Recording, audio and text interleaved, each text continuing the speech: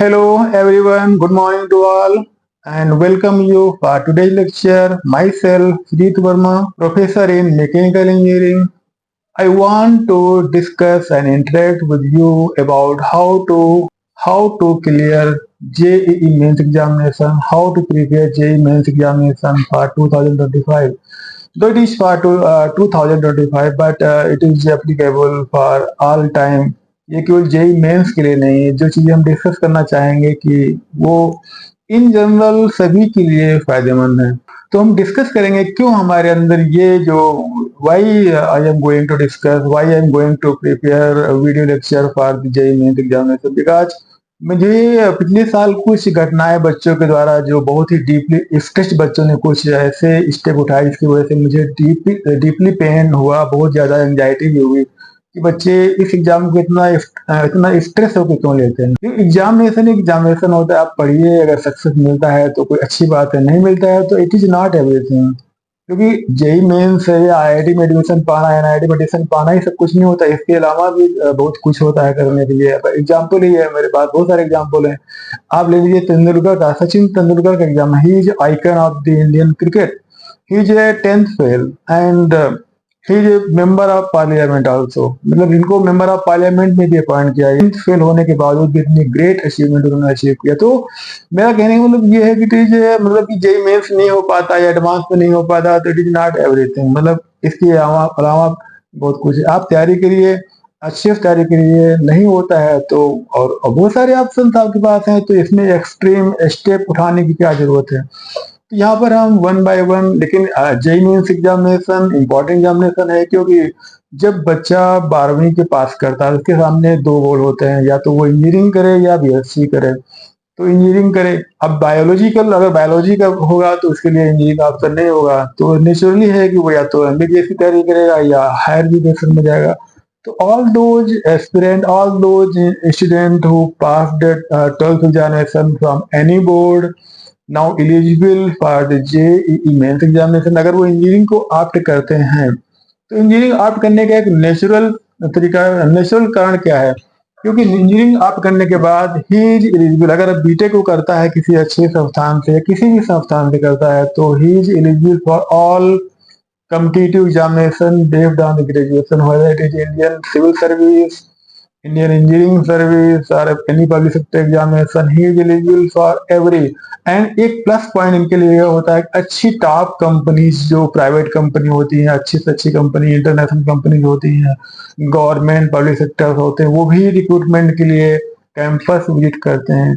तो 80 to 90% chance ये होता है कि अगर किसी एनआईटी, आईआईटी या ट्रिपल आईटी से बीटेक करता है, या किसी अच्छे सेंट्रल यूनिवर्सिटी से करता है, या अच्छे प्राइवेट संस्थान से करता है, तो 80 से 90% बच्चे प्लेसमेंट के थ्रू हो जाते हैं, उनका रिक्रूटमेंट अच्छे पैकेज पर हो जाता है। तो ये एक बोनस होता है, ये प्लस पॉइंट होता है कि once you get admission in engineering for graduation, your job opportunities almost 80-90% are secured. That's why most students and guardians opt for the engineering education, क्योंकि यहाँ पर एक बार एडमिशन मिलने के बाद आपका जो जॉब की सिक्योरिटी होती है, एक प्लेसमेंट जो चाहिए होता है वो मिल जाता है। इसके बाद आप क्या करना चाहते हैं वो आपके ऊपर डिपेंड करता है। बीटेक करने के बाद जॉब कर रहे हैं या हायर एजुकेशन जाते हैं, एमबीए करते हैं, आईआईएम से एमबीए करते हैं, या फॉरेन जाते हैं for higher studies, every options are open for the engineering graduate. That's why it is more popular compared to simple graduation from science core or art core. That's why most of the students, more than 10 lakh, around 15 lakh student appeared last year in JEE mains examination. तो यहाँ पर हम सबसे पहले discuss करना चाहेंगे about JEE entrance examination. Coaching institution का क्या रोल है। Since my time during 1985 86 there was no coaching institution, कोई कोचिंग इंस्टीट्यूशन नहीं था। स्टिल वही बच्चे सिलेक्ट होते थे आईआईटीज में, एनआईटीज में। कोचिंग इंस्टीट्यूशन का कोई रोल नहीं है। अगर कोचिंग इंस्टीट्यूशन को हटा दिया जाए तो वही बच्चे सिलेक्ट होंगे जो इंटर पास करते हैं। और कोचिंग की वजह से क्या होता है कि कंपटीशन बहुत ज्यादा टफ हो जाता है, तो बच्चों में जो स्ट्रेस अधिक आया है वो कोचिंग की वजह से ही आया है। तो कोचिंग पर ज्यादा ध्यान न दें। कोचिंग इंस्टीट्यूशन अगर online material, study material provide करते हैं, then they are most welcome. लेकिन कोचिंग इंस्टीट्यूशन अगर कम्पिटिटिव एग्जामिनेशन लोग बच्चे का प्रिपरेशन करवाते हैं और बहुत ज्यादा स्ट्रेस देते हैं पढ़ाई करने के लिए, तो ये इसकी वजह से नेगेटिविटी फैलती है और बच्चों में एक अननेसेसरी स्ट्रेस डेवलप होता है। क्योंकि वही बच्चे, अगर सभी बच्चों को एक लेवल प्लेइंग फील्ड दिया जाए, अगर सभी बच्चे कोचिंग नहीं करते हैं तो वही बच्चे सिलेक्ट होंगे जो कंपटीशन में बैठते हैं। तो मेरे हिसाब से कोचिंग इंस्टीट्यूशन का रोल केवल एक कंपटीशन को बढ़ाना है और बच्चों में अननेसेसरी स्ट्रेस। तो इसका मतलब ये नहीं है कि कोचिंग इंस्टीट्यूशन हमें कोचिंग ज्वाइन ही नहीं करना है, कोचिंग ज्वाइन कीजिए लेकिन स्ट्रेस मत दीजिए। आप अपने घर में भी बैठ के अच्छे से तैयारी कर सकते हैं। ऑनलाइन मटेरियल बहुत सारा पड़ा हुआ है, ऑनलाइन कोचिंग इंस्टीट्यूशन का मटेरियल है, ऑनलाइन लेक्चर्स का मटेरियल मिल जाएगा आपको, तो उसको आप अच्छे से तैयारी करिए। और अपने जो स्टडी मटेरियल घर में बुक्स है ड्यूरिंग इंटरमीडिएट, आप इंटरमीडिएट जो हाई स्कूल के बाद बच्चे ज्वाइन करते हैं, तुरंत जाके ज्वाइन करते हैं, तो वो मेच्योर नहीं होते हैं इस समय, क्योंकि ये एक डेवलपिंग फेज होता है, your personality, your level of maturity. अगर आप हाई स्कूल के तुरंत बाद कोचिंग जाके ज्वाइन कर लेते हैं, जो कोटा इंडस्ट्री में एक ट्रेंड बन चुका है कि वो लोग इंटरव्यू करवाते हैं अपने स्कूलों से और कोचिंग करवा, इसमें क्या होता है ओवरऑल ग्रोथ नहीं हो पाती बच्चे की, उसमें अननेसेसरी बहुत स्ट्रेस होता है। बच्चे के दिमाग में इंटर एग्जाम का भी होगा और कंपटीशन का भी होगा, तो वो उस स्ट्रेस को बहुत कम बच्चे बियर कर पाते हैं। इसीलिए अनटॉवर्ड जो इवेंट्स होती है, कुछ मतलब कि जो दुख पैदा करती हैं, बच्चों ने कुछ स्टेप उठाए थे पिछले साल बच्चों ने, तो मैं नहीं चाहता कि बच्चे अननेसेसरी जो स्ट्रेस अपने आप को दें। जैसे गेम प्ले करते हो, गेम खेलने में आपको लगातार एंजॉयमेंट होता है, वैसे ही आप स्टडी को लीजिए लाइक ए गेम। गेम की तरह आप स्टडी को लेंगे तो you will enjoy during study. Study को मतलब ये नहीं कि हमें एक स्टडी करने के बाद हमें एक हाई जॉब चाहिए, ये तो नहीं मिलेगा तो कोई दिक्कत नहीं है। अगर जॉब अच्छी नहीं मिल पाती है, दूसरे ऑप्शन बहुत सारे हैं, लेकिन केवल पढ़ाई का मतलब ये नहीं होता कि हमें अच्छी जॉब चाहिए। आप अच्छे से अपने आप को ग्रो करिए, अपनी पर्सनालिटी को ग्रो करिए, ये इंपॉर्टेंट होता है कि अपने को जानिए। जब आप उस लायक हो जाएंगे तो जब अपने आप जो आप जिसके लायक होंगे वो अपने आप मिलेगा। इसमें क्योंकि हमें फोकस करना है कि हमें मिलना ही चाहिए, तब स्ट्रेस डेवलप होता है कि नहीं मिलेगा तो क्या होगा। ऑप्शन बी होना चाहिए हर समय, नहीं होगा तो और कुछ होगा। आईआईटी में सिलेक्शन नहीं होगा, जेई क्वालिफाई नहीं कर पाते हैं तो कुछ और होगा। कोई जरूरी है कि आप क्वालिफाई करें, नहीं होगा तो और कुछ कर लेंगे। वहीं से रास्ते बंद नहीं होते, रास्ते हर समय ओपन रहते हैं। तो मेरे लिए कोचिंग इंस्टीट्यूशन का बहुत बड़ा रोल मैं नहीं समझता हूँ, आप ज्वाइन करें या ना करें, स्टडीज को अपनी अननेसेसरी स्ट्रेस मत लीजिए, ये इंपॉर्टेंट है। अब एलिजिबिलिटी है, जितने भी बच्चे कौन एलिजिबल होते हैं, ऑल दो स्टूडेंट मेंस के लिए तो वो सारे एलिजिबल होते हैं जो इंटरमीडिएट 12th बोर्ड पास कर जाते हैं बाई पीसीएम अगर उनका सब्जेक्ट है, पीसीएम के थ्रू पीसीएम सब्जेक्ट लेके अगर वो 12th पास कर जाते हैं, there is no any cut off marks for the appearing in the JEE mains examination. तो जेईई मेंस में कोई कट ऑफ नहीं होता मार्क्स का, लेकिन एडवांस के लिए जेईई मेंस क्वालिफाई करने के बाद एडवांस के लिए यहाँ पर 75%, जो कि टाइम टू टाइम हर साल डिसाइड करते हैं कि 75% लेंगे या टॉप 20% स्टूडेंट लेंगे वो फ्रॉम ईच बोर्ड। सभी बोर्डों को मिला के टॉप 20% लेते हैं या 75% कट ऑफ करते हैं, ये उनका एक क्राइटेरिया होता है। लेकिन मेंस के लिए ऐसा कोई क्राइटेरिया नहीं होता है। तो ये इसमें कितने टाइम से एग्जाम होता है, तो इसको जो एग्जाम कंडक्टिंग इंस्टीट्यूशन बॉडी है, सेंट्रल गवर्नमेंट बॉडी सभी लोग जानते हैं, ये एनटीए है, नेशनल टेस्टिंग एजेंसी, जो कि ईयर में पूरे साल में 2 बार करवाती है। एक तो होता है जनवरी वाला सेशन होता है और एक होता है अप्रैल वाला सेशन। तो जो जनवरी वाला सेशन वो होता है जो इंटरमीडिएट में अपेयरिंग होते हैं, तो उनको एग्जाम भी देना होता है मार्च में। तो मार्च में एग्जाम देने के बाद वो दोबारा अपेयर कर सकते हैं, इसलिए वो अप्रैल में सेकेंड अटेम्प्ट वो दे सकते हैं। तो 2 सेशन में होता है, जिसमें दोनों सेशन को मिला के जो स्टूडेंट की जो टॉप रैंक होती है उसी को एनटीए सेलेक्ट करता है, जिसमें उसका अच्छा परसेंटाइल होगा उसी को लेंगे for advance merit.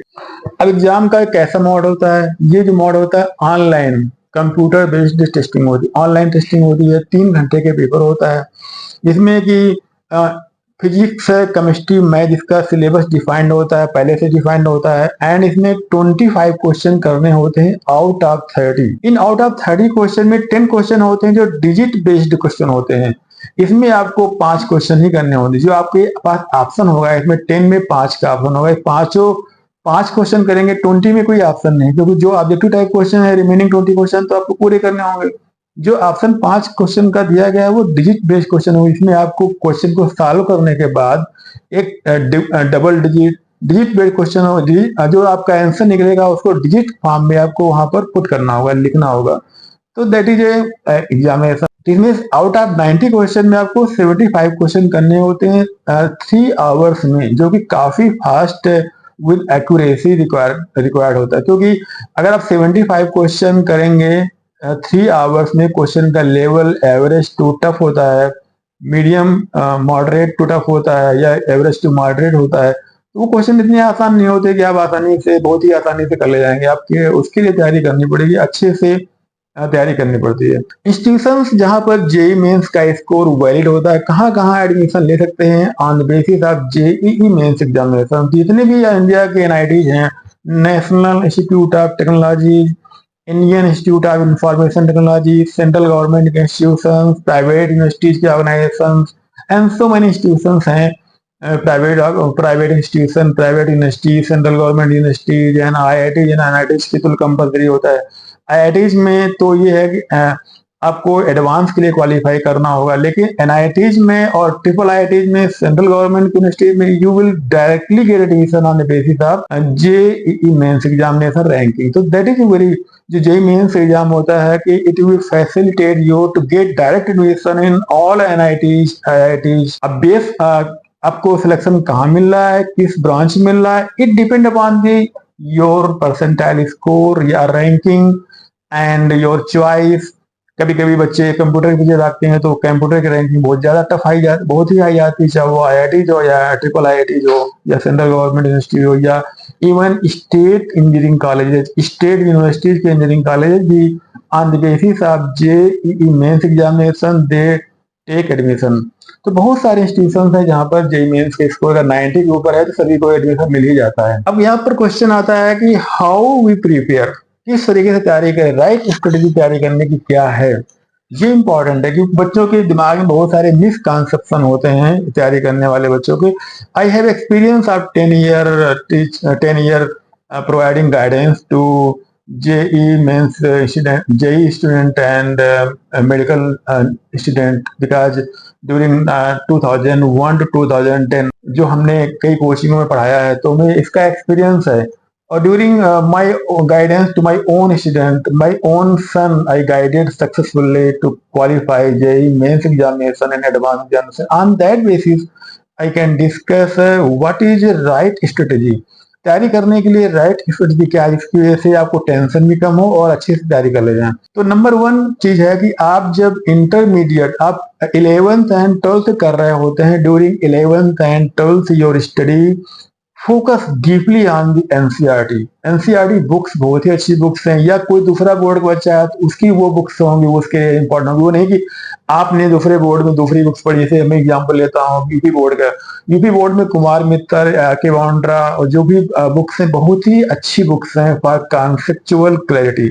In books को अगर अच्छे से आप पढ़ाई कर लें, एंड मल्टीपल चॉइस क्वेश्चन अगर एनडीए के थ्रू जो प्रोवाइड किए जाते हैं ऑब्जेक्टिव टाइप क्वेश्चंस, इनको अगर सॉल्व कर लेते हैं, there is no need of any coaching for good score in JEE mains examination. अगर आप जेईई मेंस एग्जामिनेशन की बात कर रहे हैं तो अगर आप अपने बोर्ड की वो सारी बुक्स अच्छे से पढ़ लीजिए, और एनटीए के द्वारा जो they facilitate you to objective type question test, उन क्वेश्चंस को आप लगातार सॉल्व करते हैं, उन टेस्ट को लगातार सॉल्व करते हैं और उसको अच्छे से प्रैक्टिस करते हैं, then there is no need of any coaching and enough material is also available online. Online material बहुत सारे कोचिंग संस्थान प्रोवाइड करते हैं, बहुत सारे जो एक्सपर्ट्स हैं, जो कोचिंग इंस्टीट्यूशंस के, उनके ऑनलाइन क्लासेस चलते हैं, उनको ज्वाइन करके आराम से तैयारी कर सकते हैं। लेकिन आप ऑनलाइन जब कोई क्लास करते हैं, जब ऑनलाइन रिसोर्स को लेते हैं, तो आपको अपने ऊपर बहुत ही डिसिप्लिन होना पड़ेगा, क्योंकि ऑनलाइन में क्या होगा, आप इधर उधर भटक के सोशल मीडिया में फंस जाएंगे, तो इससे क्या होगा, you will not be able to focus on your study. Second चीज ये है कि अगर आप एनसीईआरटी पर फोकस करें तो हमें डेली प्रैक्टिस में क्या करना होगा, एटलीस्ट आप 30 क्वेश्चन, इनिशियली आप 30 क्वेश्चन सॉल्व करना शुरू कीजिए। मतलब 10 question each from each subject every day, physics, math, chemistry. अगर 10 क्वेश्चन सॉल्व करते हैं तो दैट इज एनफ। और सॉल्व क्वेश्चन स्टार्टिंग में हो सकता है प्रॉब्लम हो, तो अनसॉल्व, अगर अनसॉल्व नहीं कर पा रहे हैं तो यू प्रैक्टिस सॉल्व क्वेश्चन। लेकिन इसका मतलब ये नहीं सॉल्व क्वेश्चन हमने देखा और उसको रट लिया, उसको देख देख के सॉल्व कर रहे हैं। उसको देखिए, समझिए उसमें क्या ट्रिक्स है उसको समझिए, and then solve it on your own. अपने आप उसको सॉल्व करिए और देखिए। इस तरह के जितने भी क्वेश्चन आप सॉल्व करेंगे डिफरेंट टाइप के होना चाहिए, नहीं एक ही टाइप का क्वेश्चन आप बार बार सॉल्व करें, इससे आपका टाइम का वेस्टेज होगा, कोई फायदा नहीं होगा। तो जब ग्रेजुअली आप क्वेश्चन को सॉल्व करेंगे तो आपकी एनालिटिकल स्किल, आपकी स्पीड, आपकी एक्यूरेसी, एंड जो फियर फोबिया होता है, मैथ फोबिया होता है कि क्वेश्चन देख के डर गए, वो डरेंगे नहीं। आप क्वेश्चन को देखते ही आपके दिमाग में ट्रिक घूम जाएगी, कौन इक्वेशन होगा जिसकी वजह से क्वेश्चन सॉल्व करेंगे, what is unknown in this question. तो ये जितना सॉल्व करेंगे उतना ज्यादा आपके अंदर कॉन्फिडेंस आएगा। दूसरी बात ये है कि जब क्वेश्चन सॉल्व करते हैं तो it is a complementary to your theory, theoretical concept, theoretical concept enhance होगा। अगर क्वेश्चन नहीं सॉल्व हो रहा है इसका मतलब कहीं ना कहीं कॉन्सेप्चुअल क्लैरिटी में कमी है, तो आप कॉन्सेप्चुअल क्लैरिटी को बढ़ाएंगे। जब क्वेश्चन सॉल्व करेंगे तो ऑलरेडी, क्योंकि बहुत सारी थ्योरी में कुछ ऐसी चीजें होती है जो नहीं होती, वो क्वेश्चंस में आती हैं। जब क्वेश्चन सॉल्व करेंगे तो थ्योरी अपने आप अच्छी हो जाएगी, और जब थ्योरी सॉल्व करेंगे, थ्योरी को और अच्छे से डेरिवेशन करेंगे तो क्वेश्चन सॉल्व करने में आपको हेल्प मिलेगी। तो theoretical concept and question solving both are complementary to each other, आपस में दोनों कॉम्प्लीमेंट्री होते हैं। कंटिन्यूअस, अगर आप कंटिन्यूअस प्रैक्टिस करते हैं for solving question, then it will strengthen your confidence, reduce stress, make you feel happy, and also reduce error during examination। लगातार क्वेश्चन सॉल्व करेंगे तो आपका आपका जो विल पावर होगा, आपका कॉन्फिडेंस होगा, इनहेंस होगा, आपके जो अंदर जो स्ट्रेस होगा वो खत्म हो जाएगा, क्योंकि आप एंजॉय फील करेंगे। जब you will solve more and more question, आपके अंदर एंजॉयमेंट होगा। जब कोई अननोन प्रॉब्लम आप सॉल्व करते हो और सॉल्व कर ले जाते हैं, यू विल इमेंस हैप्पीनेस, खूब आपको बहुत बड़ा मैंने काम कर डाला है। इस तरीके से आपका कॉन्फिडेंस रेज होगा। तो try to solve more and more unsolved question, that is a key of the success in JEE Mains exams और any other examination. JEE Mains हो, एडवांस हो, या आईएएस का ही एग्जाम क्यों हो, या आपने मैथ या फिजिक्स से ले रखा है, अनसॉल्व्ड क्वेश्चन करना ही ये की टू सक्सेस होता है। और दूसरी बात है कि डेवलप फिक्स स्टडी शेड्यूल। ऐसा नहीं कि आज 15 घंटा पढ़ लिया, कल सो रहे हैं, कल बीमार पड़ गए, पेट खराब हो गया, उठ ही नहीं पा रहे हैं। तो एक कांस्टेंट कांस्टेंट स्किल होना चाहिए कि मतलब कछुआ और खरगोश की कहानी आज भी रिलेवेंट है। कछुआ खरगोश में दौड़ हुई और कछुआ धीमे चलता है, उसकी जो स्ट्रेंथ थी धीमे, लेकिन कंटिन्यूटी थी, कंसिस्टेंसी उसकी स्ट्रेंथ है। तो धीमे धीमे चलता रहा लेकिन कंसिस्टेंटली चलता रहा। और खरगोश ने बहुत लंबी दौड़ लगाई, सोचा कछुआ पीछे थोड़ा आराम कर लेते हैं, और देखो खरगोश की आदत होती है, वो दौड़ के तुरंत आराम करता है। तो आराम करने में कछुआ आगे निकल गया। तो कंसिस्टेंसी इंपॉर्टेंट, कंसिस्टेंसी, अगर आप धीमे हैं, स्लो हैं, तो कंसिस्टेंसी इन योर स्ट्रेंथ। तो कंसिस्टेंसी, कोई कमजोरी है उसको अपना स्ट्रेंथ बनाइए, ये सफलता का एक मंत्र है। तो 12 घंटा अगर आप पढ़ते हैं per day, that is enough. 12 घंटे से ज्यादा पढ़ना मैं कभी सजेशन नहीं दूंगा कि 24 आवर्स में 12 आवर अगर आप डिवोट करते हैं, that is more than sufficient. उसमें 12 आवर में कैसे करेंगे, 5 घंटा at least overall, 5 hour for mathematics, 4 hour for physics, and 3 hour for the chemistry, and rest 1 and 2 hour you can engage yourself for some entertainment, yoga and व्यायाम करिए, घूमिए, बात करिए, या कोई भी एंटरटेनमेंट का साधन, मूवी देख लीजिए। मूवी देखना कोई गुनाह नहीं है during preparation of competitive examination. तो मूवी देखिए जो भी आपका माइंड को रिफ्रेश कर दे। अच्छा खान पान रखिए, खाने पीने में ये मतलब नहीं बहुत सारा खा लिया, नींद आ रही है तो नींद आएगी तो पढ़ाई के लिए टाइम नहीं बचेगा। तो इसके लिए जरूरी है कि खाना भूख से कम खाइए, लेकिन एनर्जेटिक खाना खाइए, फ्रेश खाना खाइए। यदि यार मतलब रूटीन, अगर आप हेल्दी नहीं रहेंगे तो तैयारी नहीं कर पाएंगे। हेल्दी रहने के लिए रूटीन आपका होना चाहिए, खान पान अच्छा होना चाहिए, ये इंपॉर्टेंट है। And weekly practice of NTA exam. NTA बहुत सारे टेस्ट प्रोवाइड करता है। This test are almost parallel to whatever जो आपको कंपटीशन में मिलेगा, एक्चुअल कंपटीशन में मिलेगा उसी के पैरेलल होता। थोड़ा सा उससे आप कह सकते हो कि अगर 21 है एक्चुअल एग्जामिनेशन 21 है तो वो 19-20 होगा, लेकिन ज्यादा डिफरेंस नहीं होगा। इसका मतलब ये नहीं कि वो सारे क्वेश्चन वहीं पर आने वाले हैं। मतलब कि क्वेश्चन ऐसे बनाए जाते हैं कि दी आर रिसर्च बेस्ड क्वेश्चन। जो भी एमएनडीए में करेंगे आपका प्रैक्टिस से आपका विल पावर बढ़ेगा, आपको क्वेश्चन सही करने की क्षमता बढ़ेगी। लेकिन ये मतलब नहीं कि क्वेश्चन वही question same question going to repeat. हो सकता है 4 से 10 क्वेश्चन तक रिपीट हो जाए, लेकिन 90 में 10 क्वेश्चन कोई मायने नहीं रखता है। सिलेक्शन के लिए आपको ओवरऑल प्रिपरेशन अच्छे से करना ही पड़ेगा। नेक्स्ट है और YouTube पर टोटली डिपेंड नहीं होना ठीक नहीं है। Don't depend totally on YouTube कि हमने YouTube को फॉलो करना शुरू किया, हमने टेक्स्ट बुक जो अच्छी बुक्स होती है उनको फॉलो नहीं कर रहे हैं, दैट इज नॉट गुड। फिर यहाँ पर सफलता डाउटफुल हो जाएगी। YouTube से आप पूरा प्रिपरेशन नहीं कर सकते हैं, आपको टेक्स्ट बुक में और एक्स्ट्रा रिसोर्स मटेरियल पर डिपेंड होना पड़ेगा। अच्छी बुक्स आप पढ़िए, उससे आपकी कॉन्सेप्चुअल क्लियरिटी, उसमें अनसॉल्व क्वेश्चन दिए हो तो उनको पढ़िए, या और भी टेस्ट सीरीज होती है उनको फॉलो करिए, ये इंपॉर्टेंट है। Self study following standard books. आप स्टडी सेल्फ स्टडी कर सकते हैं, स्टैंडर्ड बुक को फॉलो करिए। कोचिंग कोई एक standard coaching online coaching join कर सकते हैं। अगर आप ऑफलाइन कोचिंग नहीं कर रहे हैं तो ऑनलाइन कोचिंग ज्वाइन कर सकते हैं, that is sufficient for you.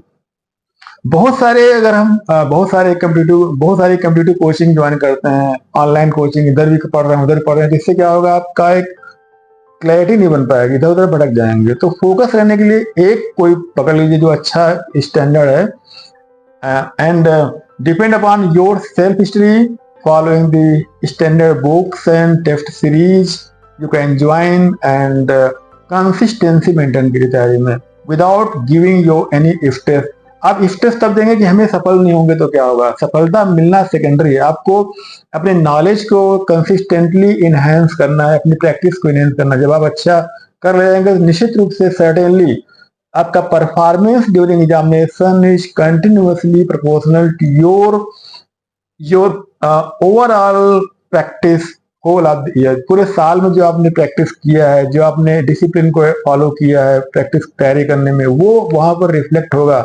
इसमें कोई ऐसा रूल नहीं है कि आपने वहां जाकर खराब कर दिया, ऐसा कभी नहीं होगा।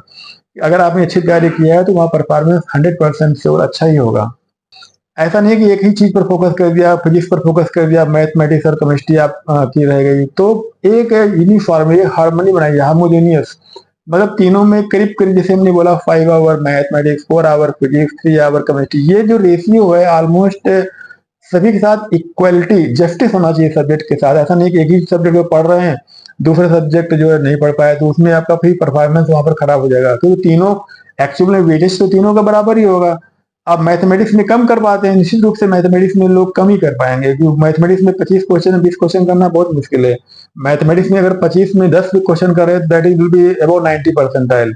अगर 15 कर लेंगे तो 99 परसेंटाइल होगा। मैथमेटिक्स टफ होता है, सभी के लिए टफ होता है वो। तो मैथमेटिक्स में कर पाना, तो मैथमेटिक्स में बहुत ज्यादा मेहनत करना है, इससे बहुत ज्यादा नंबर नहीं आने वाले हैं।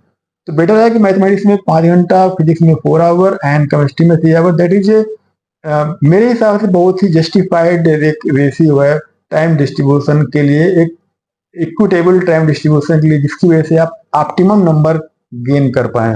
और जब प्रॉब्लम सॉल्व करते हैं तो अगर हम अनसॉल्व या सॉल्व क्वेश्चन कर रहे होते हैं तो हम कैसे करते हैं, पहले हम उसको पढ़ते हैं, क्वेश्चन की ट्रिक्स को समझिए, उसके बाद अपने आप उसको सॉल्व करिए। इस तरीके से आपके अंदर जो अनसॉल्व क्वेश्चन करने की टेंडेंसी, जो स्किल है, बढ़ जाएगी। अगर हम क्वेश्चन को पढ़ के उसको उतार रहे हैं कॉपी में तो उसमें हम कुछ लर्न नहीं कर पाएंगे। हम क्वेश्चन को पढ़ें, उसकी ट्रिक्स को समझें, क्वेश्चन को बंद कर दें, उसके बाद अपने आप उसको सॉल्व करें, then you will enhance your learning skill. That is a way of tackling the unsolved problem of JEE Mains and Advanced। Problem solve करने का तरीका क्या होता है, अब प्रॉब्लम सॉल्व कैसे करें, पहले केयरफुली क्वेश्चन को पढ़िए, then note down given data. जो भी डेटा गिवन है उसको नोट डाउन करिए, क्या पूछा गया है उसको क्वेश्चन मार्क करिए। Then you will find what equation is useful for solving that question. अगर वो इक्वेशन आप रिकॉल नहीं कर पा रहे हैं तो कहीं ना कहीं कॉन्सेप्चुअल क्लैरिटी में कमी है, तो ये go for the book and follow your enhance your conceptual clarity. कि यहाँ पर अगर इक्वेशन को निकाल नहीं कर पाया तो थ्योरी में आपकी थ्योरेटिकल अंडरस्टैंडिंग में आपकी कमी है, उसको फॉलो करेंगे तो दोबारा क्वेश्चन को सॉल्व करेंगे तो सॉल्व हो जाएगा क्वेश्चन। यहाँ पर solving more and more question increase your speed and accuracy. अगर जितना ज्यादा क्वेश्चन सॉल्व करते हैं तो इससे क्या होगा, आपकी एक्यूरेसी बढ़ेगी। आपका जो फियर साइकोसिस है, जब हम डरते हैं एग्जामिनेशन से, ड्यूरिंग एक्चुअल एग्जामिनेशन, जो आप टेस्ट दे रहे होंगे, एग्जामिनेशन कंप्यूटर बेस्ड टेस्ट दे रहे होंगे, तो वहां पर आपको डर कम हो जाएगा। पहले से ही आपने बहुत क्वेश्चन सॉल्व कर रखा है, तो जब पेपर आप देखेंगे तो आपको तुम फेवियर क्वेश्चन है, मैंने पहले कहीं सॉल्व किया है, तो you will feel your very very ease, cool फील करेंगे, बहुत ही कूल माइंड से क्वेश्चन करेंगे और वहां पर एग्जामिनेशन में मिस्टेक करने के चांस कम हो जाएंगे। अगर हमें 93 क्वेश्चन होता है कि हम कितना स्कोर कर लें कि हम क्वालिफाई कर जाए मेंस एग्जामिनेशन, तो पिछले साल का जो स्कोर गया है वो 93 प्लस सभी मतलब कैटेगरीज के लिए।